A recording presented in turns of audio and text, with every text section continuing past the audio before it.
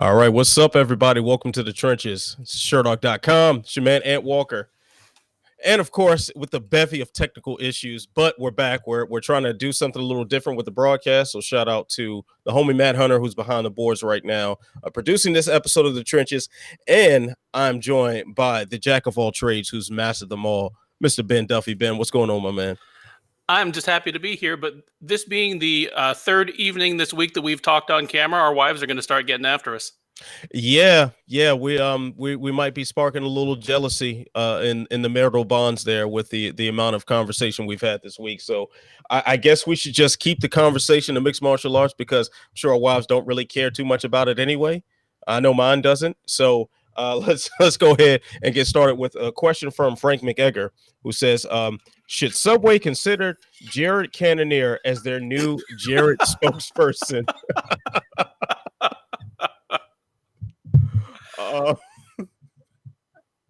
He's lost a ton of weight. He looks great, and he's not a child molester. I'm all for it. That sounds great. Like he looks fantastic. The way he's dropped his weight and stuff, he looks fantastic. He's performing fantastic, and to our knowledge, he does not touch children. So I don't think you could ask for anything more out of your sandwich spokesperson. He's clearly the superior Jared at this point. Oh, I would say so. Yes. Yeah. What's the other Jared's last name? Fogel. Yeah. He sounds like a doofus. Fogel. I'm sorry to anybody listening whose name might be Fogel, but be mad at your parents. Don't be mad at me. Fogel. All right. All right. So next question is from Spoondog. Man, these forum names sure are entertaining. But anyway, Spoondog says, is Mark Madsen the wrestler Khabib haters have been waiting on? Probably not.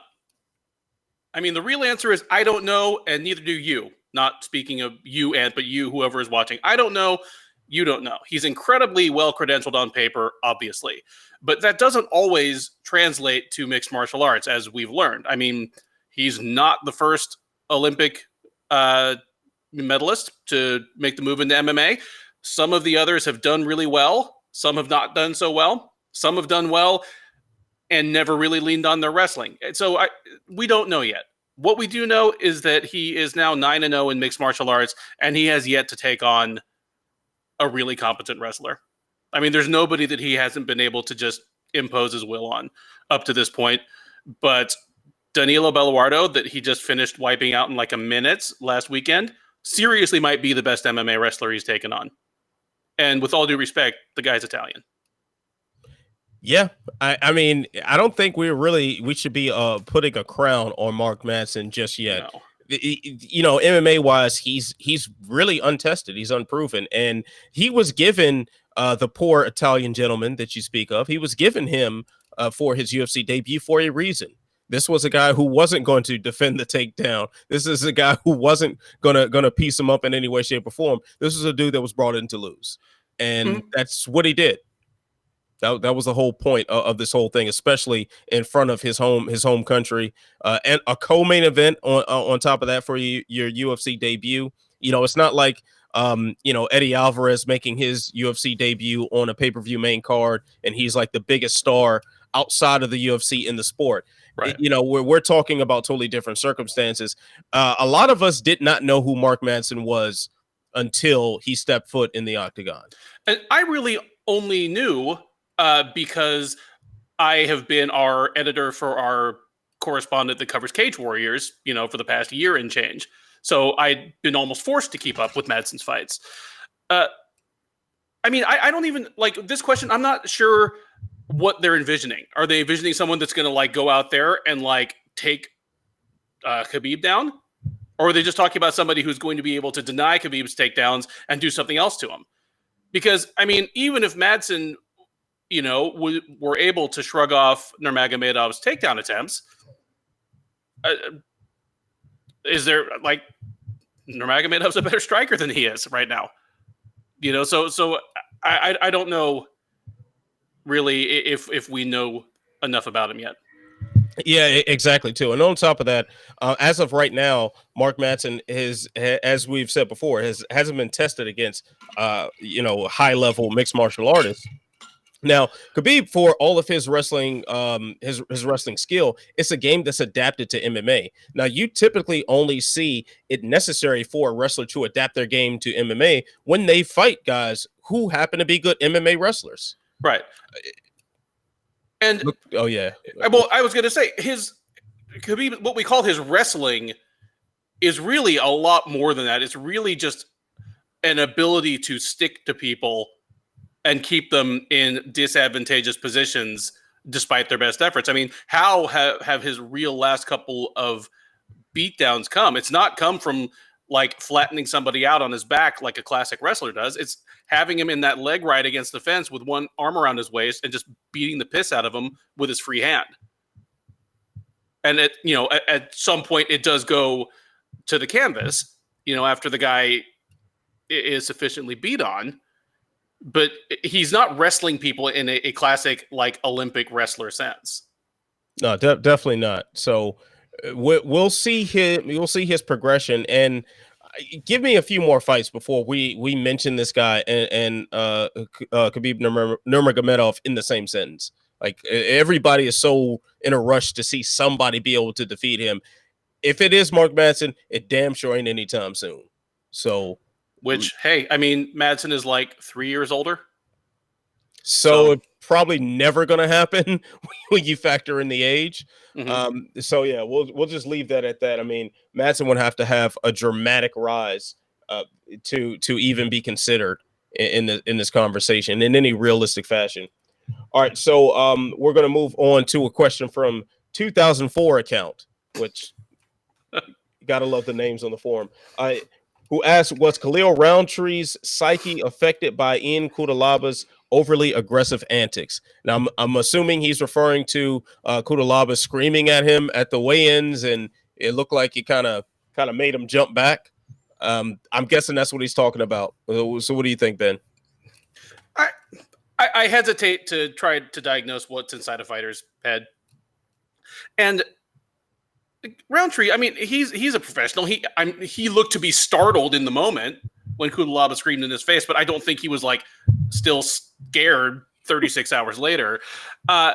Really, it's that this is just Roundtree being Roundtree. And I had him big in this fight. I expected him to win, but he didn't. And he's still a guy who, I mean, maybe not to the Ovett St. Preux level, but he's a guy that really can look spectacular or miserable from one fight to the next.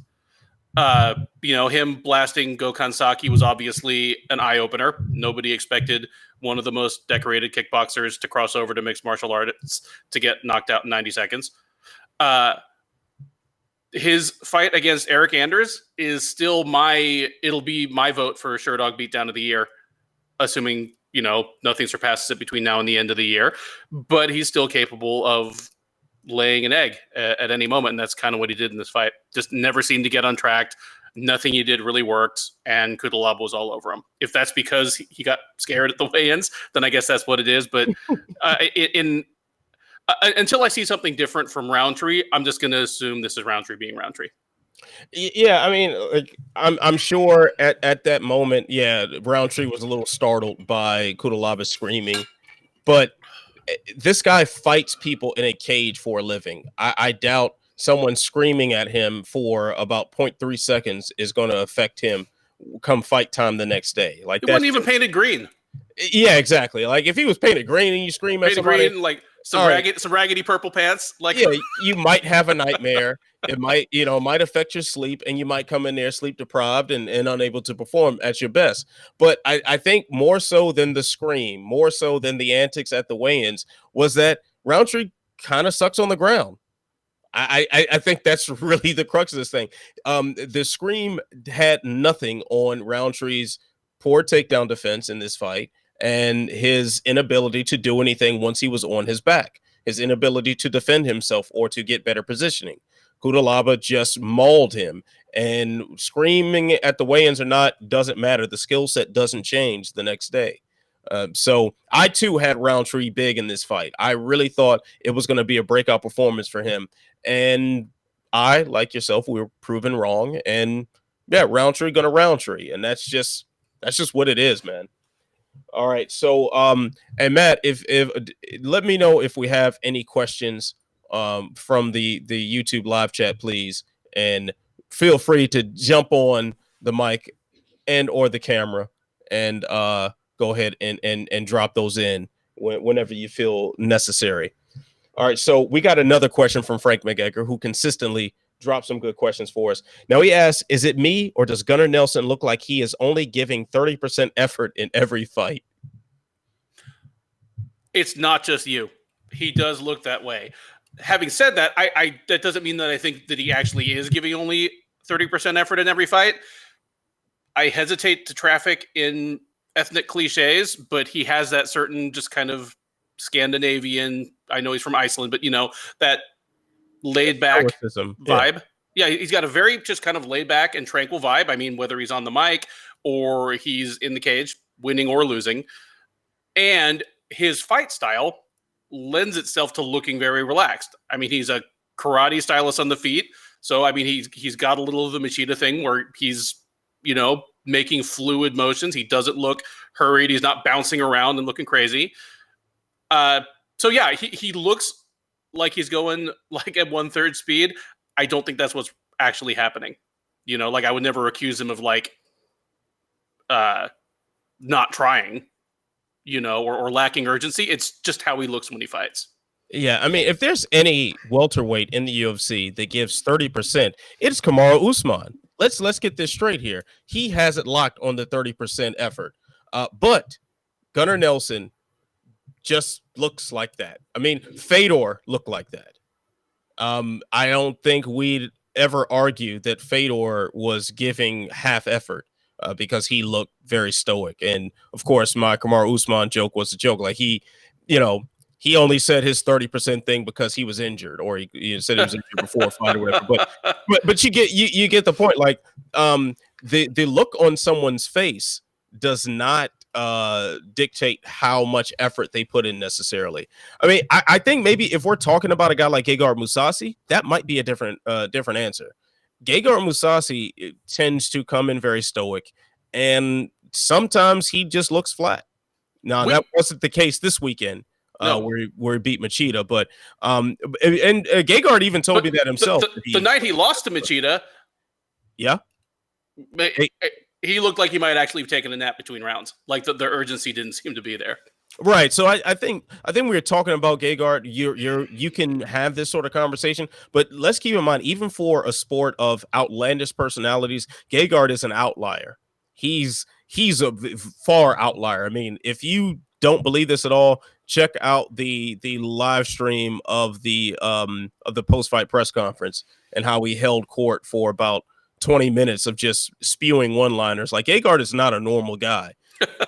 but I think Gunnar Nelson, for all of his kind of laid back demeanor, he's still trying his best to go out there and win at all times. So we have a question from the live chat, and this question comes from Oscar Stevens Willis. You guys know he's a friend of mine.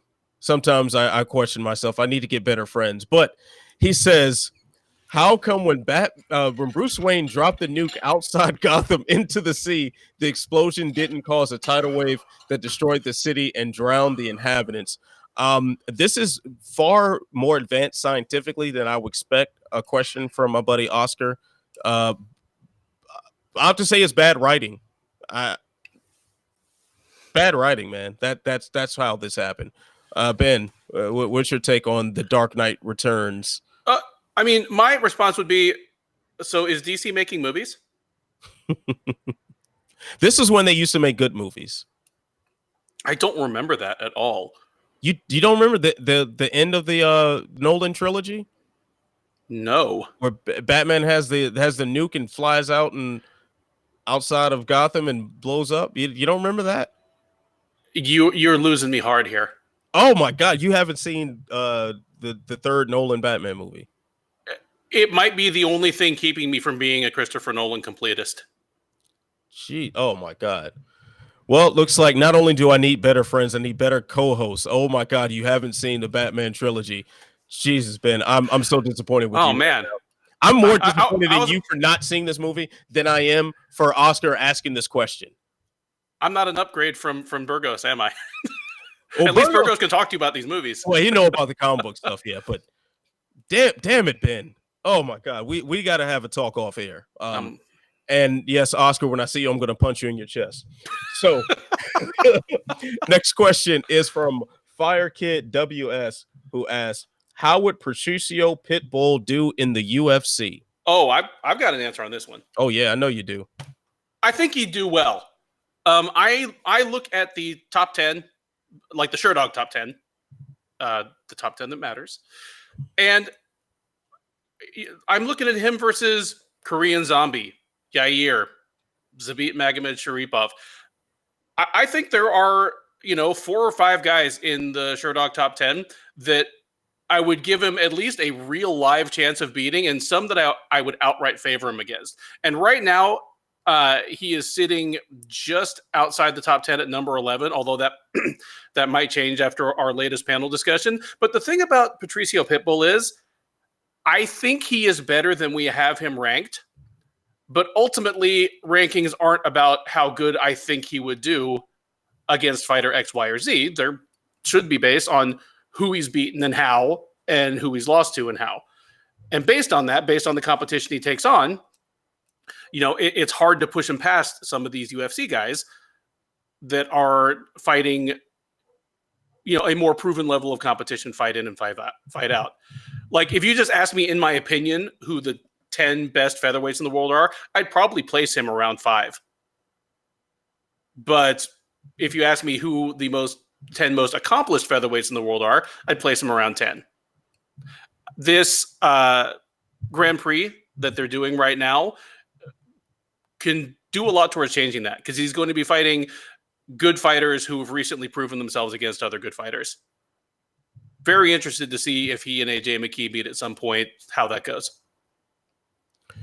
Yeah, Patricio Pitbull could definitely come into the UFC right now and beat a lot of the guys that we look to as some of the elite in the featherweight division. And I don't like his chances so much in lightweight, simply because he'll be so grossly outsized.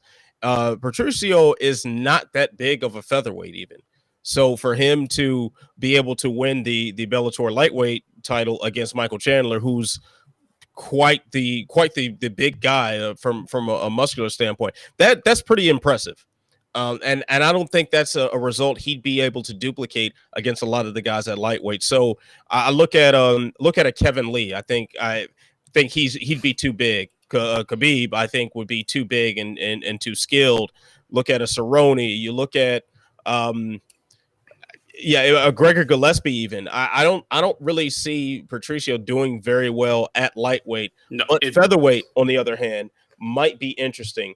I would favor. I mean, Chad Mendes has retired now, but he's still in our top 10 because he just hasn't been inactive for that long. Right. I would favor Patricio over Chad Mendes any day. I probably would favor him over Renato Carneiro also. Mm-hmm. I'd favor him over Yair. Yeah, I probably would favor him over Yair. And I think he'd be at least a live underdog against Zabit or Korean Zombie. Right, and I said the same thing with Volkanovski. So Patricio, if he were in the UFC right now, would do some work. And even if he wasn't able to get the title, let's keep in mind Max Holloway is the current champion. Holloway has a case for being the greatest featherweight of all time in the sport. So not so bad if you come second place to him. Right. All right. So let's move on from there. We've got a question from Brian C. 18T. I'm sure that means something. It sounds like a license plate, but anyway, should Dan Miragliotta be suspended from reffing after the Michael Venom Page situation? No. I mean, he should be told not to do that again. But in the pantheon of referee mistakes or bad judgment calls, this one doesn't even ping the radar. It did not change the outcome of the fight. It didn't endanger either of the fighters. It was just a bad look. Like it made him look petty and vindictive and disruptive and overstepping. But in the end, it didn't really affect anything. I mean, somebody needs to take him aside and say, don't do that shit again. But I don't think he needs to be suspended from reffing. Maybe he needs to be suspended from reffing Page again. Yeah, definitely suspended from reffing Page again. Now, I'm going to differ with you about this to an extent. So, I do think what he did was disruptive to the fight. I do think what he did could have changed the course of the fight. Now, um, not saying that had he not intervened at the times he did, that Keely would have won, because I think it was a foregone conclusion that MVP was going to decapitate this man in some way, shape, or form. But the fact that he stood them up for the taunt when it was on the ground, the fact that he stopped the action because of some words and a middle finger exchange, it just yes, I know there are rules against quote unquote unsportsmanlike conduct, but this is a sport where people bash each other's faces in. Whatever. I'm not going to get moved too much by trash talk, as long as you're not crossing, as long as you're not using racial epithets or something to that effect. I'm not really going to get too riled up about some trash talk between two guys who don't like each other. Now, if you put other fighters in that situation, the outcome could have changed. If MVP was fighting a guy who was better than Keely, it is very possible that standing the fight up right there could have changed the course of it. Also, we're going to take a look at the allegations that Page made against Murgliata after the fight in one of his post-fight scrums, where he was saying that I guess there was some lingering tension between the two, and Murgliata in the past had spoken to him disrespectfully. I think we can rest assured that that's not cool. That's not cool to come into the cage with that bias already. And we talked about this kind of peripherally earlier this week, but he was also the third man in the cage at Greg Hardy versus Juan Adams back in July, where I happened to be present for. And, it didn't happen during the fight, but, while he was holding up Hardy's hand for the judge's decision, and Hardy's like, partying, kind of playing to the crowd and doing his thing. Like, Dan just got real disgusted and, kind of like flung his hand away and like walked away, like shaking his head. There is a possibility that Dan has a problem with showboaty fighters. I mean, I hope this isn't the case. It might be that he has a problem with, black fighters who conduct themselves a particular way. If that's the case, I mean, I would have to look to see if there's a pattern of this in his past, but that would be more of a serious, like, systemic problem. Yeah, definitely. I mean, I didn't even consider that a possibility, but actually, I don't give a shit if I rile up the masses at all. Black fighters tend to get treated a little differently than others as far as their conduct, as far as being considered arrogant for showboating or whatever, or acting ungrateful or whatever the dog whistle phrase is of the day. Yes, please come at me. I want the smoke if you don't like what I just said. But I mean, if you have a problem with showboating fighters, and okay, then maybe you should only be reffing for Gunnar Nelson. Maybe that's the solution. But I how many in a sport filled with these crazy personalities, suck it up. Like this is what you signed up for. We as media professionals, we cover the fights and go to them and attend them and talk to fighters and interview everybody and stuff, and we interact with a lot of personalities that might be off-putting. We see a lot of things that might be off-putting, but it kind of comes with the job. Yeah, call it out when it's wrong, but at the end of the day, we're covering mixed martial arts. Some of these things are to be expected. I'm not going into any sort of interaction with a person who fights in a cage professionally, or a person who promotes those professional cage fights and makes a boatload of money, and thinking that we're going to have any sort of normal interaction. That's just not what goes on here. So Dan, if that's the case, you might want to start looking to other things to ref tennis, but you might find somebody who has emotion there too. You might have a problem with Serena cat suit or something if that's the case. Or Serena doing her crip walk Yeah, on the court. Yeah, that's You can't be gangbanging on the court now. Come on now. Like tennis is not made for gangbanging. I'm sorry. Like no, but it's made for athletes with like some serious attitude problems. I don't know if he'd do better there. No, you know what? Actually, every sport I'm thinking about, man, these people are nuts. So, well, I don't consider golf a sport. Maybe are there refs in golf? I have no idea. And I don't care what anybody says. Golf is not a sport. Golf is an activity. It's not a sport. So yes, please come at me too about that. But I don't think MMA fans are not going to be riding against me on saying golf ain't a sport, because golf is not a sport. Oh yes. The homie Matt Hunter saying golf is like cheerleading. Yeah. Cheerleading is more of a sport than golf. So. Oh yeah, I mean people break their neck cheerleading when they like get up on that pyramid or they throw the girl up in the air. Cheerleading requires athletic talent. If you can like do a sport and do well at it while drinking, like you could be like slam drunk after 18 holes. I'm sorry, it's not a sport.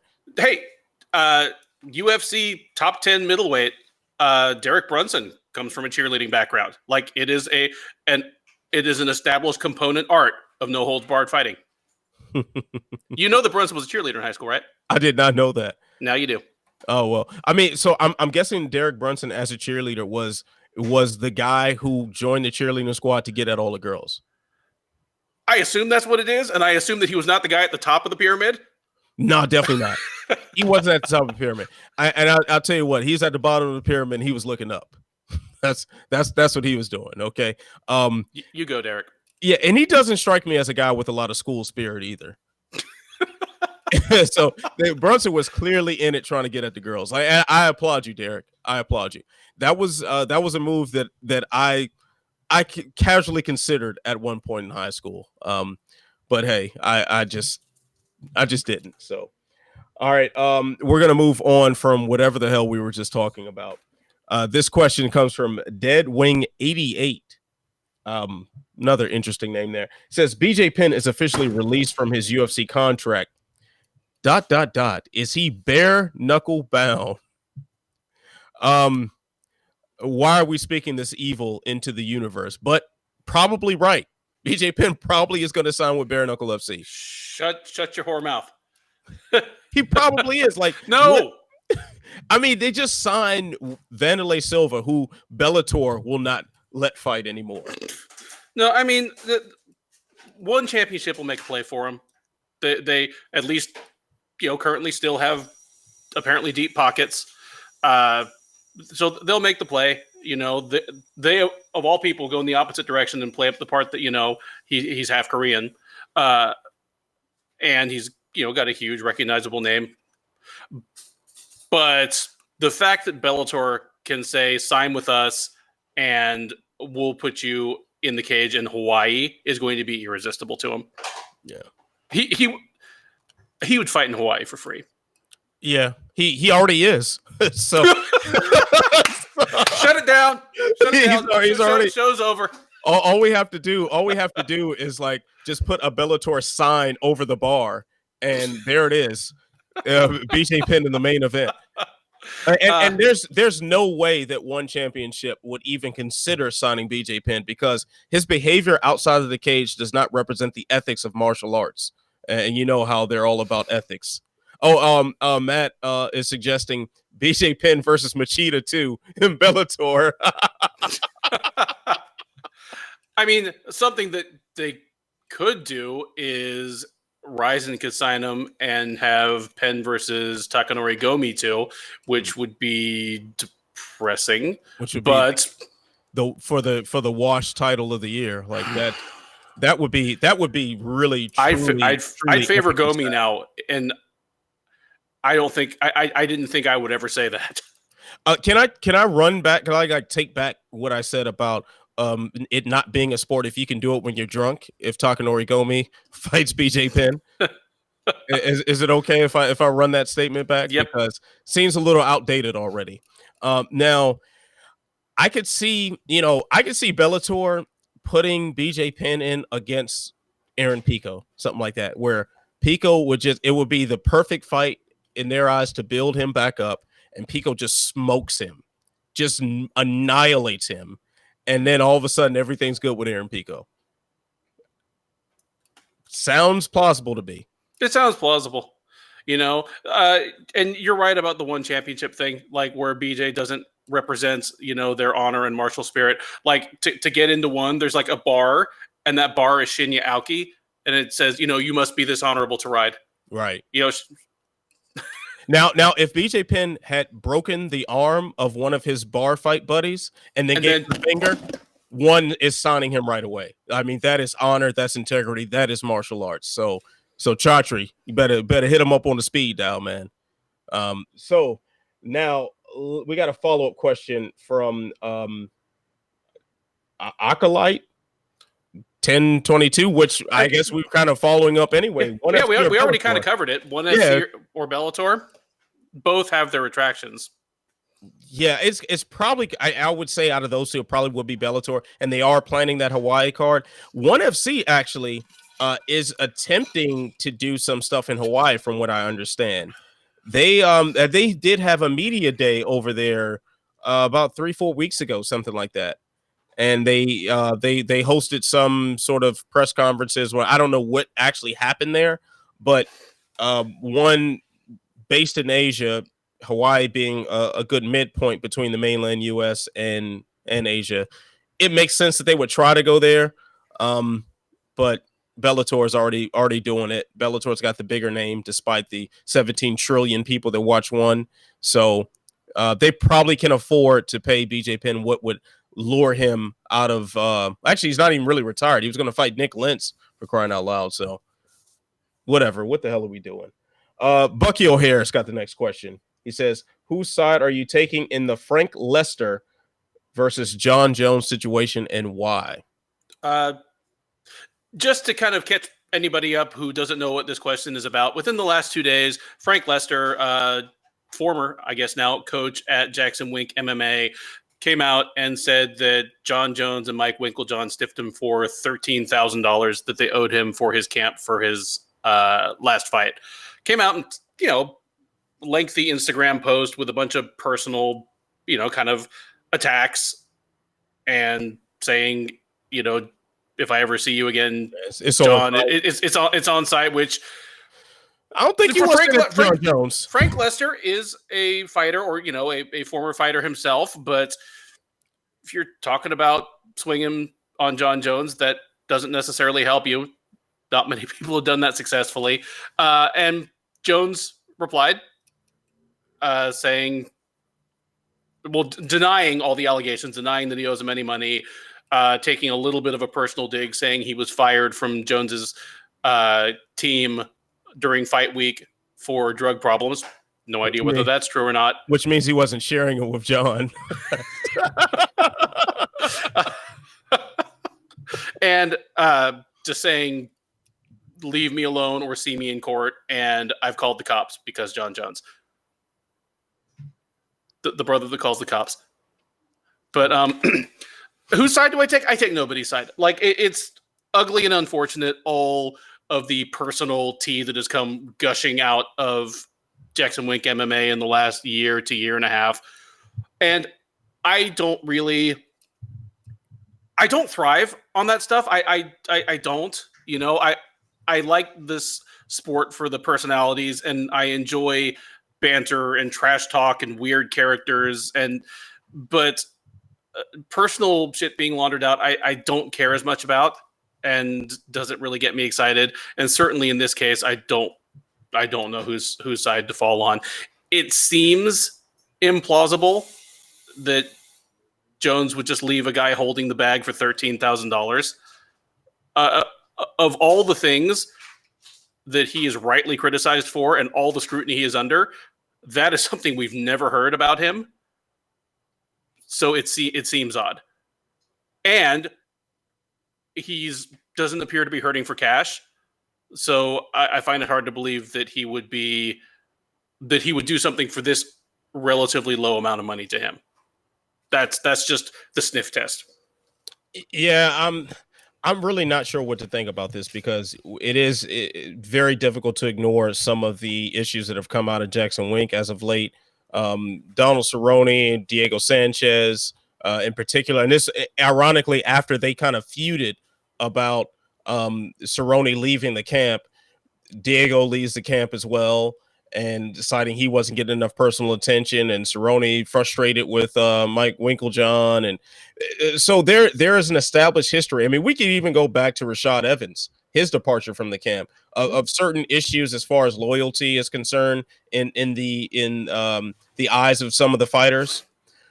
But does that apply here? Probably not. It's just maybe it's just an auxiliary piece of the puzzle. I don't know much about Frank Lester, except that he was a fighter. That's the only thing I really know, and that his association with Jackson Wink. I do know that Jones has a lot of money. We know he makes a ton of money. He lives pretty nicely, I'm sure. $13,000, I would highly doubt is very much money to him. But I do also know from what I've been told that he is a rather cheap man. At times, he's rather frugal. So I did hear this, and I don't know, this wasn't a verified source or anything, but kind of some shit I heard through the grapevine. When do you remember when he was posting those Instagram videos of him like boxing in his garage? I remember the videos. Yeah. Yeah. So fortunately, there was one, not a car in that garage. So that was the first thing I noticed. But second, that he was apparently the guy that was holding mitts for him wasn't even like a real coach. I was like some guy that lived in the neighborhood that knew how to hold mitts, and because he didn't want to pay for a coach to come by and help him work on his boxing. So I don't know how true that is. Yeah. I don't even hate him for that. I'd love to hear that. With as many athletes as live unrealistically and go broke during or immediately after their careers, I'm glad to hear the guy's cheap. Like, I'm never going to need him to buy me a drink. I'm never going to go out to dinner with him and like have to split the check. So hold on to your loot, John. Yeah. Like, that's fine. but not for your boxing training when you're a UFC champion. Right. Like, yeah, that's the part where all right, you want to kick out some cash for that. Like, I'm not saying that Jones should be going into the Albuquerque strip clubs and like just buying out the bar. I'm not saying that's what he should be doing. But he damn sure should be paying for a real boxing coach if he's intending on improving his boxing to be up to the standard of the UFC. Right. You know. So the question is, do you think he really would have done that? That really would have stiffed Frank Lester? Yeah. I don't. My gut instinct says no. My gut instinct says that this is probably like some crazy misunderstanding. That at this point, when you're dealing with alpha males, you kind of get beyond the talking point. When you start saying to somebody, it's on site, first of all, that's just not smart to say to John Jones. I'm pretty sure he will have no problem whooping your ass in a street fight. And not talking about the ability, just the willingness. I don't doubt for a second that if someone were to come up to John Jones, poke him in the chest and say, let's get it on, that Jones wouldn't have absolute pleasure and delight in annihilating that person. Just my 2 cents on that one. So that's not a smart idea. And there were several men that have run up on Jones in the cage. Didn't look too good for them. So yeah, don't do that. Plus, Jones got guns, man. He's got guns. He's got lots of guns. Pretty damn good with them too. Don't run up on that man. Just don't. Just watch the pay-per-view and yeah, hope the tests come back clean. That's all you can do with John Jones. No pulsing here.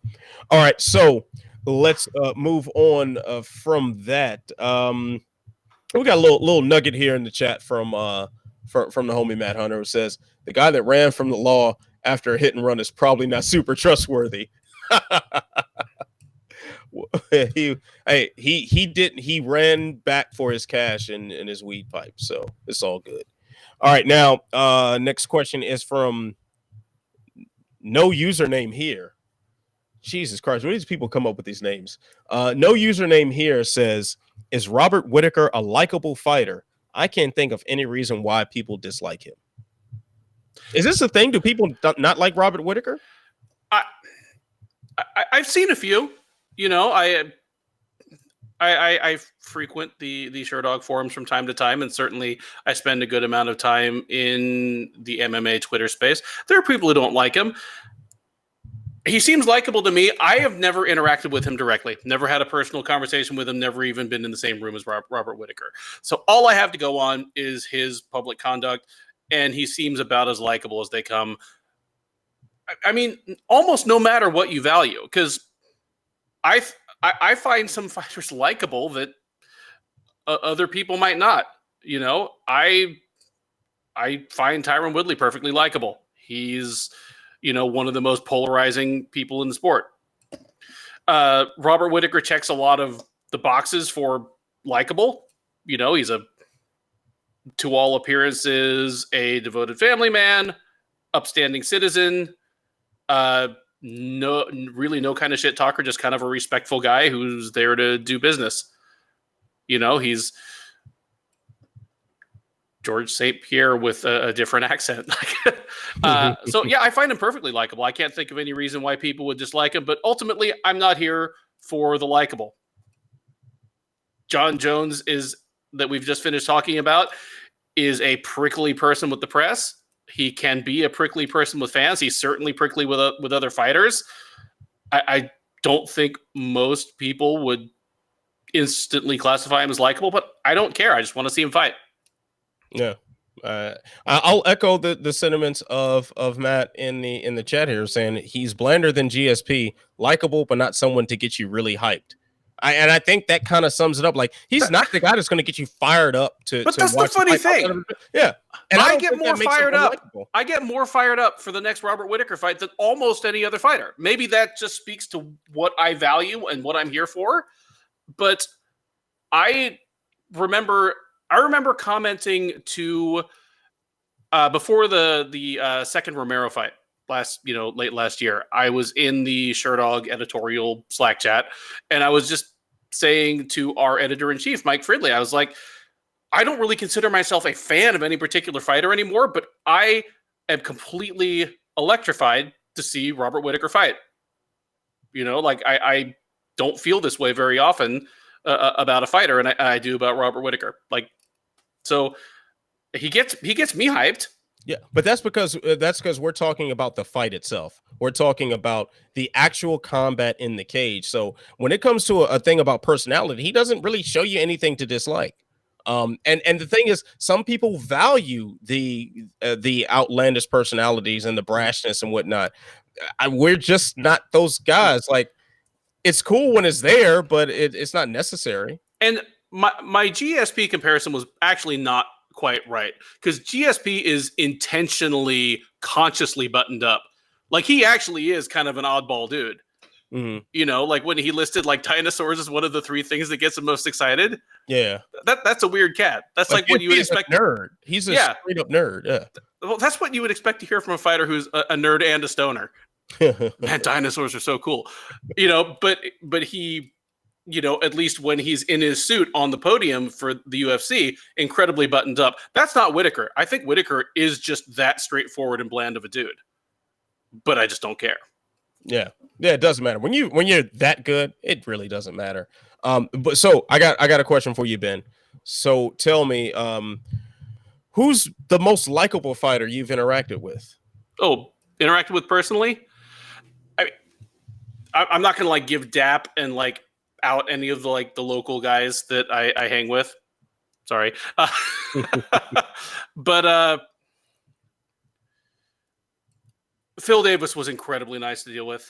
Yeah, he's the first time I talked to Phil Davis, it was a phone interview, and by the time I talked to him, the interview had been pushed back 90 minutes, and the Bellator handler just flat out told me he's on the tail end of a 10-hour day of nothing but media obligations. So I was like, oh man, this is just going to be like pulling teeth. I expected him to be over it, just kind of, because for as long as he's been kind of a prominent figure in the sport, for as long as he's been doing the media car washes and who knows how many hundreds of interviews, I expected him to be just done. And he was an absolute delight.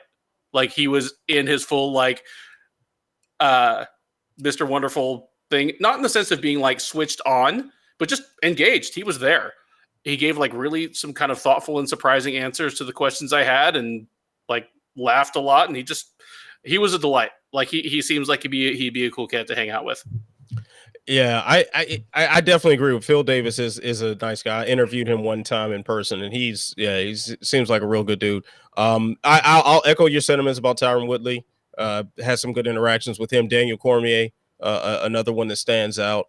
But I'll tell you one guy who you will not expect that I find extraordinarily likable. Therefore, I just won't take any slander about this gentleman. The man who welcomed what's the homie's name? The Bellator guy is a wrestler, Jake Hager. The guy that welcomed Jake Hager into mixed martial arts, J.W. Kaiser. That man is incredibly likable. J.W. Kaiser is a sweetheart. We will never slander him on the trenches. Understood. He is enshrined. Yeah, he is that man. I want to have a beer with that man. That man is cool. Matt was there with me, and he is echoing on the chat. JW was cool. Like, he was really nice guy. Matt's throwing in his hand saying Keith Thurman stands out to him as one of the nicer people to interact with in combat sports. I'm glad to hear that. I mean, it's not the world I live in, obviously, but it always makes me happy to hear that a high level boxer is like a nice dude. You know, I've interacted with Jamal Charlo once or twice, and he's a just super nice, down to earth guy. Yeah. So, who is the most unlikable person, if you can think of?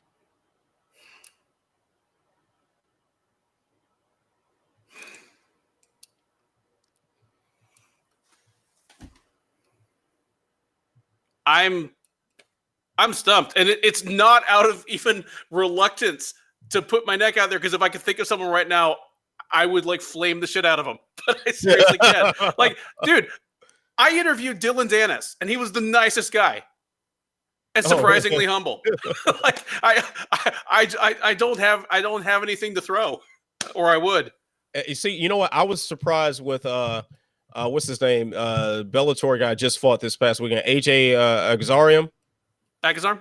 Yeah, Agazarm. Yeah. So I was hearing bad things about him, but when I interacted with him, I was like, oh, he seems like a pretty nice dude. Like he's just got a bad reputation. Seems like a nice guy. Now I'm willing to give the benefit of the doubt because granted, there are people he definitely does not like that were in the room both times that I've interacted with him, and the first time was right off the heels of a confrontation with one of those men, Darian Caldwell.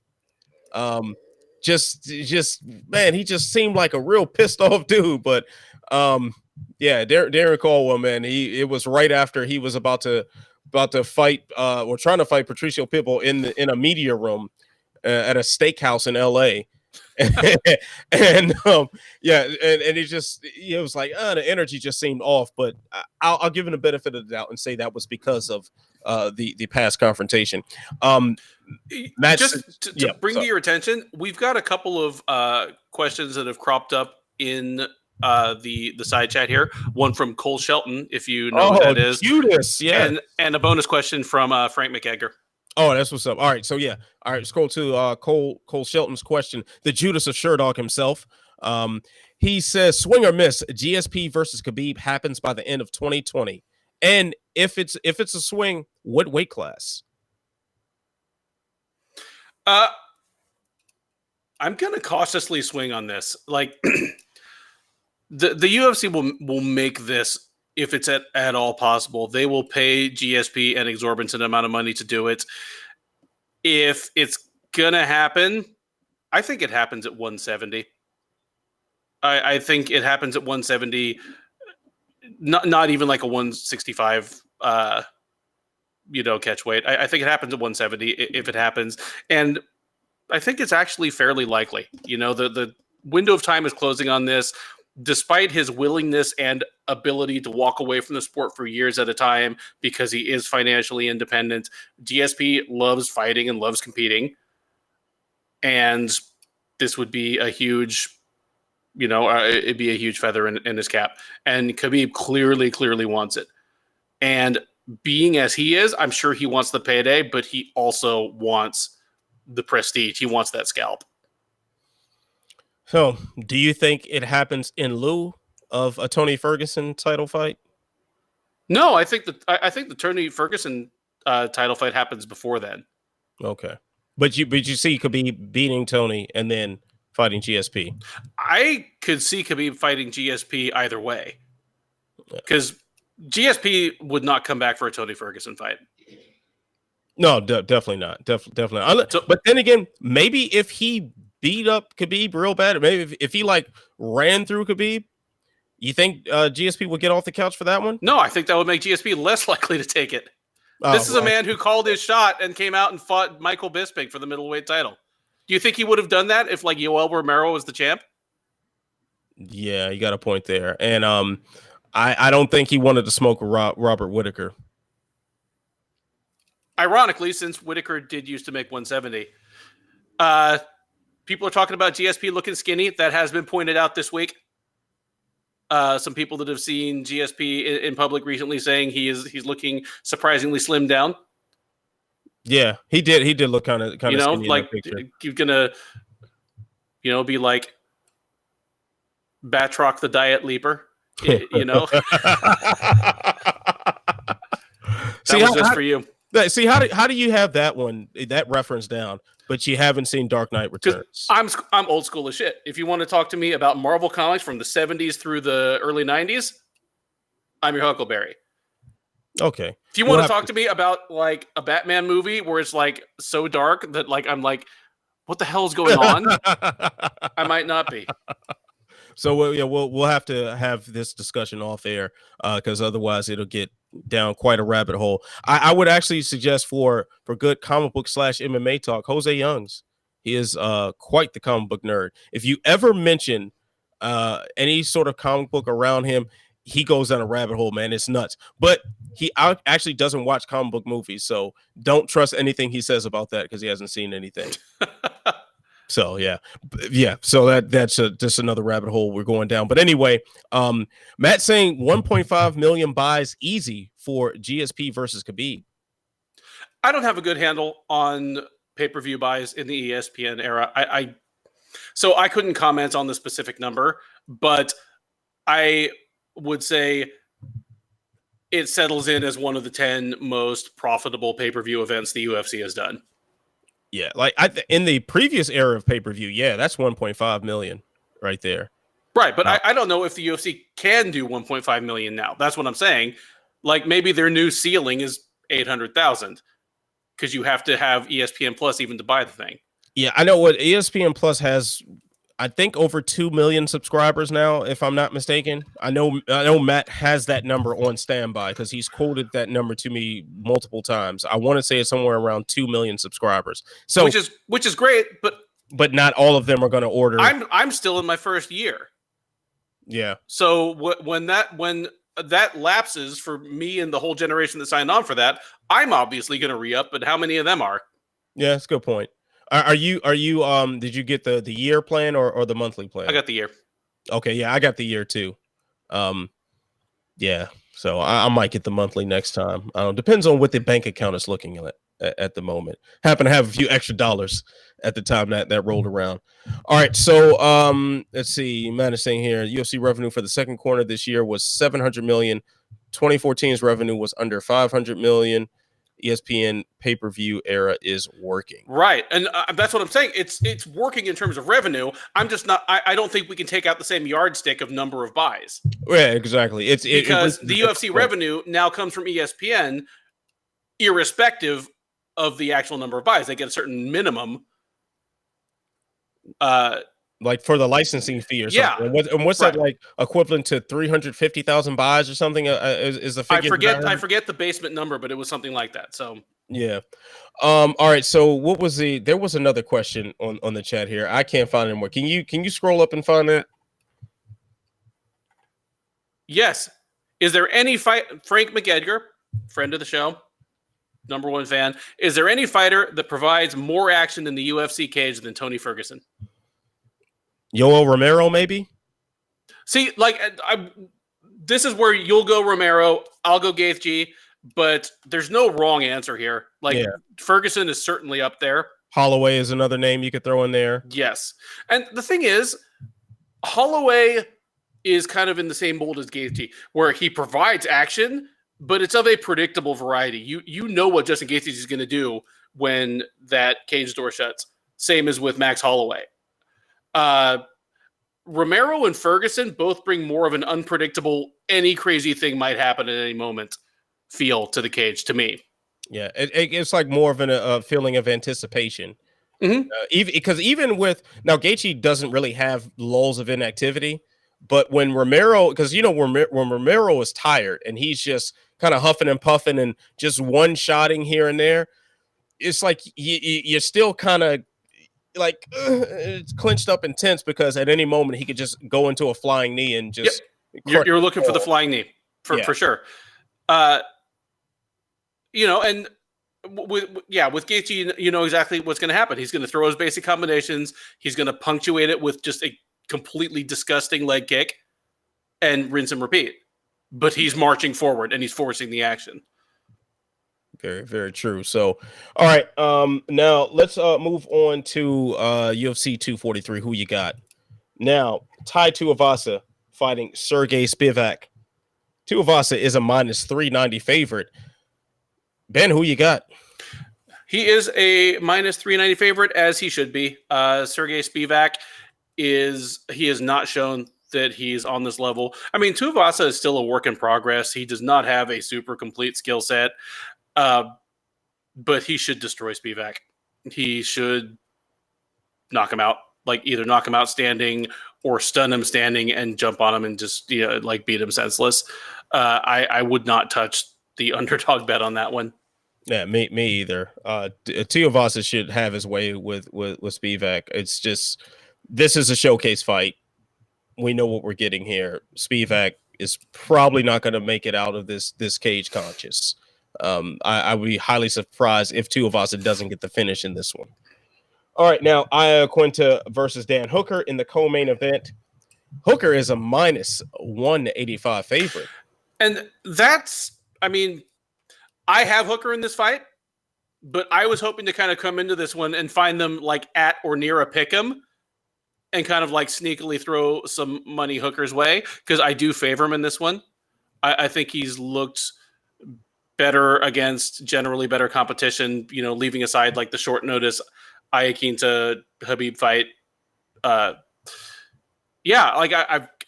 got Hooker in this one slightly, but not at -185. But I do favor him. Yeah, I'm gonna go with Iaquinta on this one. I think he's going to use some pressure. I think he's going to stay in his face, make it difficult for Hooker to use his range, and just overall crowd him, disrupt his rhythm, and I think Raging Al going to rage. He's going to do his thing. I think it's going to be a vintage Raging Al performance. Either way, should be a pretty good fight there. And if he doesn't get that extra $50K, may God have mercy on his hotel room. Oh my Lord. I feel so sorry for that hotel staff. Might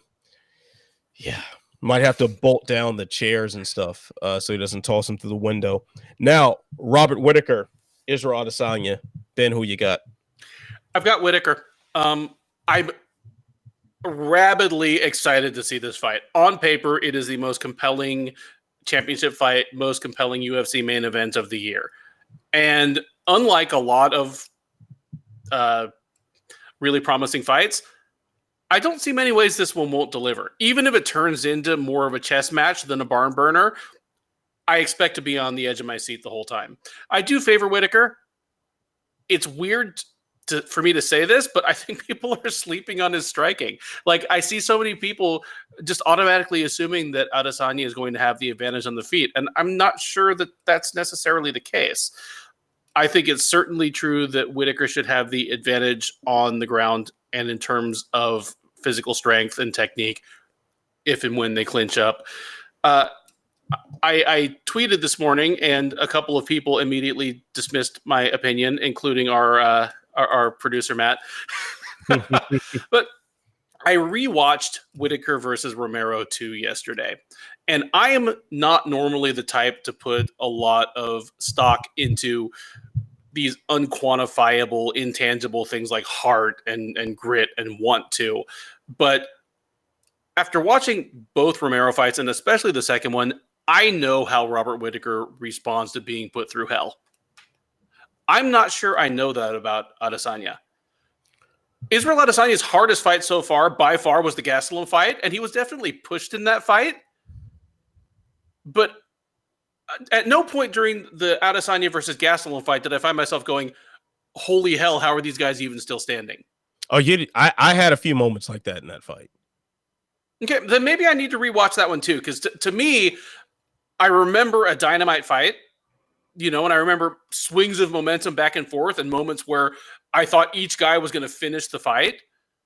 But the Whittaker and Romero fight, the last 3 rounds just felt like this grueling death march to me.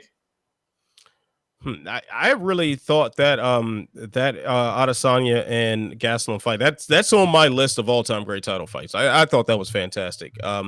They both pushed each other very, very much so to the limit in my opinion. But you got entitled to your own opinion, even if it differs from mine, therefore it is wrong.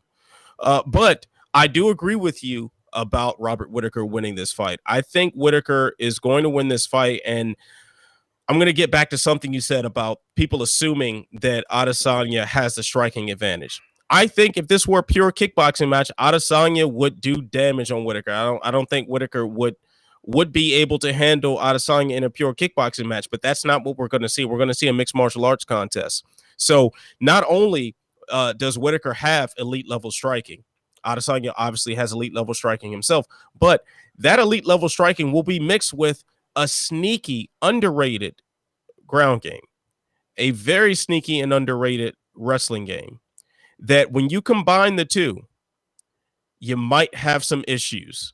You might have someone a lot more dangerous than you're used to. For all the things that Gastelum does fundamentally right, as far as mixing his striking with his wrestling, he's not Robert Whittaker. He's not the guy who defended takedowns from a silver medalist in wrestling on one leg. Okay. That's wrestling of a different caliber that we're talking about. And when you put those skills up against one another, I've got the guy who's more well-rounded, especially when the skill that the specialist has, he doesn't have that much an advantage in my opinion. Yeah, I got to go with Whittaker, man. Either way, I think it's going to be a great fight, but Robert Whittaker should win this. And especially if he threatens with the wrestling game early, gives Adesanya something to think about. Well, I mean, Adesanya has advantages. He has a fantastic kicking game. He has a reach and height advantage. He is likely to have the hand speed advantage once they get in there with each other. But all those things are diminished by the wrestling game. Like if you're kickboxing with someone who's like shorter and slower than you, but every time they like dip and bend their knees as if to make a level change, your hands drop. I mean, that's Krokop versus Randleman. That's Mir versus Congo. Like the advantage on the feet, even if it's a huge advantage, can be diminished by the threat of the wrestling. I mean, that's Khabib knocking down Conor. Mm-hmm. Yeah, that really, just the threat of wrestling can totally disrupt any striker. So yeah, I think Whittaker is going to take this. As long as he doesn't, now if he gets sucked into just a pure stand-up battle, now I mean I still think he makes it tough for Adesanya, but I don't think he comes out of that one the victor. But Whittaker's too smart for that. He's way too smart for that. And of course, all of this assumes that he is physically hale and hearty when he steps in there. And the thing about Whittaker is he's had a couple of long layoffs due to regular injuries and like weird non-sport related illnesses like the hernia and in his stomach and whatnot. Right. But when he has been in there, there's never been any sense that he's been diminished. So assuming that we get real Robert Whittaker walking in there, it's weird to think that he's like 2 years younger than Adesanya. But assuming we get like the real Robert Whittaker in there, I do have him, even though I wouldn't be shocked at almost any outcome. Yeah, that's a fair point too. Assuming that we have 100% Robert Whittaker, I'm with you. Whittaker should come out with his hand raised in that one. All right, everyone. So thank you to everyone who jumped in the chat with some questions. Thank you to everyone who dropped some questions in the forum. Appreciate your participation. Shout out to the homie Matt Hunter for doing us the kind deed of shoring up some of these technical aspects that have plagued the show in the past several weeks. So we're going to keep refining things. Hopefully it is an improving product. So thank you all for sticking around and making it worthwhile. So he is Ben Duffy. How do the people find you, Ben? I'm not hard to find. I'm on Twitter at Benjamin Duffy. I'm on the Sherdog.com front page in the little features drop-down menu. I write and I talk. And you do both very well, sir. Thank you. So I'm Ant Walker. You can find me on Twitter at Ant Walker MMA. Articles, podcasts, Sherdog.com. So it's what goes on around here. Also in the features drop down menu. I will also be on Mixed Combat Radio, Matt Hunter's program, momentarily here to talk some more people getting punched in the face for money. So 240 UFC 243 Walkout Network, there will be a walk of shame. So jump on that, jump in the chat. We'll talk about all the people getting hit in the face for money.